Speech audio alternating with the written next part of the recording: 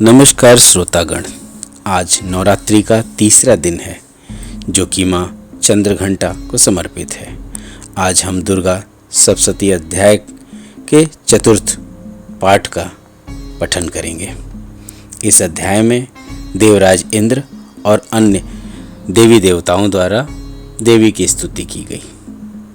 इस अध्याय में महर्षि मेधा बोले, देवी ने जब पराक्रमी दुरात्मा महिषासुर को मार गिराया और असुरों की सेना को मार गिराया, तब इंद्र और समस्त देवता अपने सिर तथा शरीर को झुकाकर भगवती की स्तुति करने लगे। जिस देवी में अपनी शक्ति से यह जगत व्याप्त किया है और जो संपूर्ण देवताओं तथा महर्षियों की पूजनीय है, उस अंबिका को हम भक्तिपूर्वक नमस्कार करते हैं। वह हम सब का कल्याण करे।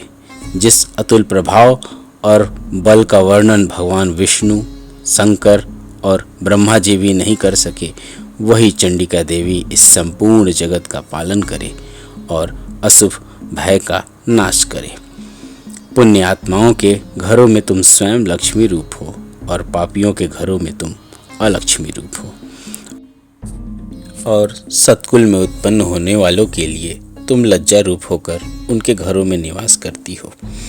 हम दुर्गा भगवती को नमस्कार करते हैं। हे देवी, इस विश्व का पालन करो। हे देवी, हम तुम्हारे अचिंत्य रूप का किस प्रकार वर्णन करें। असुरों का नाश करने वाली भारी पराक्रम तथा समस्त देवताओं और दैत्यों के विषय में जो तुम्हारे पवित्र चरित्र हैं, उनका हम किस प्रकार वर्णन करें। हे देवी, त्रिगुणात्मिकता होने पर भी तुम संपूर्ण जगत की उत्पत्ति का कारण हो। हे देवी, भगवान विष्णु, शंकर आदि किसी भी देवता ने तुम्हारा पार नहीं पाया। तुम सबकी आश्रय हो।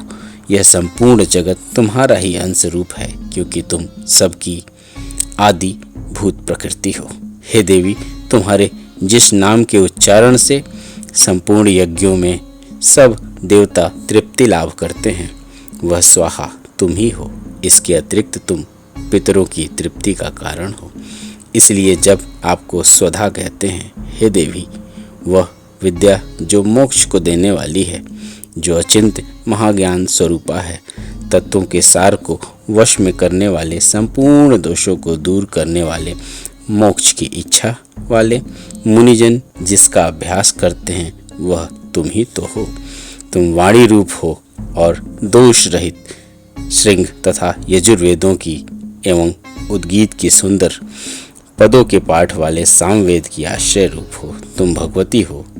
इस विश्व की उत्पत्ति एवं पालन के लिए तुम वार्ता के रूप में प्रकट हुई हो और तुम संपूर्ण संसार की पीड़ा हरने वाली हो। हे देवी, जिससे सारे शास्त्रों को जाना जाता है, वह मेधा शक्ति तुम ही तो हो। दुर्गम भवसागर से पार करने वाली नौका भी तुम ही हो। लक्ष्मी रूप में भगवान विष्णु के हृदय में निवास करने वाली और भगवान महादेव द्वारा सम्मानित गौरी देवी तुम ही हो। मंद मुस्कान वाले निर्मल पूर्णचंद बिंब के समान और उत्तम सुवर्ण की मनोहर कांति से कामनीय तुम्हारे मुख को देखकर भी महिषासुर क्रोध में भर गया। यह बड़े आश्चर्य की बात है। और हे देवी, तुम्हारी यही मुख जब क्रोध से भर गया तो उदय काल के चंद्रमा की भांति लाल हो गया और तनी हुई भौं के कारण विकराल रूप हो गया। उसे देखकर भी महिषासुर के शीघ्र प्राण नहीं निकल गए। यह बड़े आश्चर्य की बात है। आपके कुपित मुख के दर्शन करके भला कौन जीवित रह सकता है। हे देवी, तुम हमारे कल्याण के लिए प्रसन्न हो। आपके प्रसन्न होने से इस जगत का अभ्युदय होता है, और जब आप क्रुद्ध हो जाती हो तो कितने ही कुलों का सर्वनाश हो जाता है। यह हमने अभी अभी जाना कि जब तुमने महिषासुर की बहुत बड़ी सेना को देखते ही देखते मार दिया है। हे देवी, सदा अभ्युदय देने वाली तुम जिस पर प्रसन्न हो जाती हो, वही देश में सम्मानित होते हैं। उनके धन यश की वृद्धि होती है।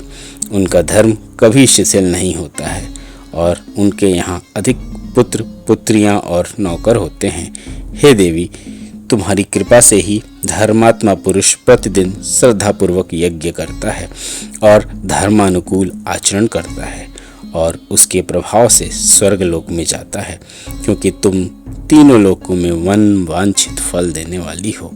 हे माँ दुर्गे, तुम स्मरण करने पर संपूर्ण जीवों के भय नष्ट कर देती हो और स्थिर चित्त वालों के लिए चिंतन करने पर उन्हें और अत्यंत मंगल देती हो।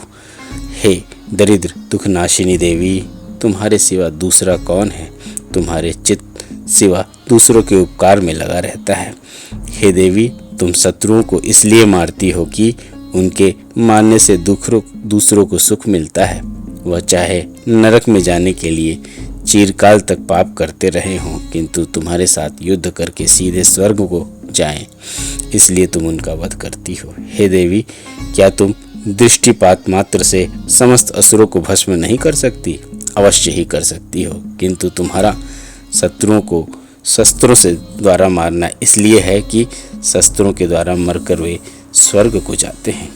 इस तरह से हे देवी, उन शत्रुओं के प्रति भी तुम्हारा विचार उत्तम है। हे देवी, तुम्हारे उग्र खड़क की चमक से और त्रिशूल की नोक की कांति की किरणों से असुरों की आंखें फूट नहीं गई। इसका कारण यह था कि वे किरणों से शोभायमान तुम्हारे चंद्रमा के समान आनंद प्रदान करने वाले सुंदर मुख को देख रहे थे। हे देवी, तुम्हारा शील बुरे वृतांत को दूर करने वाला है और सबसे अधिक तुम्हारा रूप है, जो न तो कभी चिंतन में आ सकता है और न जिसकी दूसरों से कभी तुलना ही हो सकती है। तुम्हारा बल व पराक्रम शत्रुओं का नाश करने वाला है। इस तरह तुमने शत्रुओं पर भी दया प्रकट की है।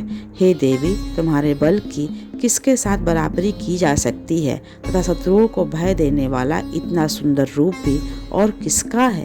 हृदय में कृपा और युद्ध में निष्ठुरता, यह दोनों बातें तीनों लोकों में केवल तुम ही में देखने में आई है। हे माता, युद्ध भूमि में शत्रुओं को मारकर तुमने उन्हें स्वर्ग लोक में पहुंचाया है। इस तरह तीनों लोकों की तुमने रक्षा की है तथा उन उन्मत्त असुरों से जो हमें भय था उसको भी तुमने दूर किया है।